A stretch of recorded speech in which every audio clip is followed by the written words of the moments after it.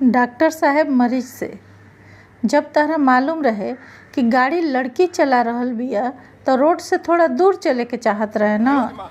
मरीज: कौन से रोड? हम तो खेत में बीड़ी पियत रहनी। जरूरी नहीं खे कि हर पति प्यार में ताजमहल ही बनवावत फिरस। पत्नी के साथ मेथी तुड़ल और मटर छिलवावल भी तो प्यारे बा। पापा चिंटू के डांटते हुए कहले, ताहरा से पुदीना ले आवे के कहल गईल ह आ तू धनिया लेके अइला ह। ताहरा जैसन बेवकूफ़ के तो घर से निकाल देवे के चाही।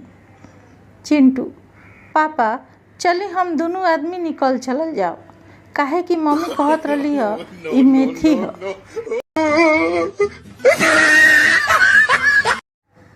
पति और पत्नी में जोरदार झगड़ा होत रहे। पति गुस्सा से: ताहरा जैसन 50 गो मिली हमरा। पत्नी हंस के: अभी भी हमरे जैसन ही चाहिए रुआ।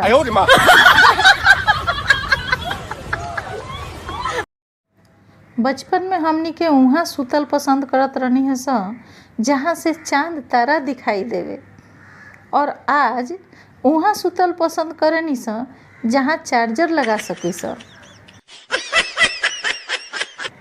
पिता बेटा से: बतावा जान कहाँ से निकलेला? बेटा: खिड़की से पापा। पिता: ऊ कैसे? बेटा: कल दीदी एगो लड़का से कहत रहली जान खिड़की से निकल जा।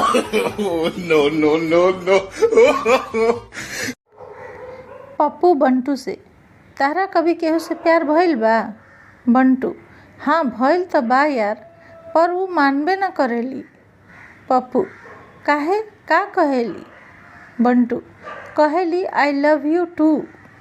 पता ना ई दूसरा कौन है।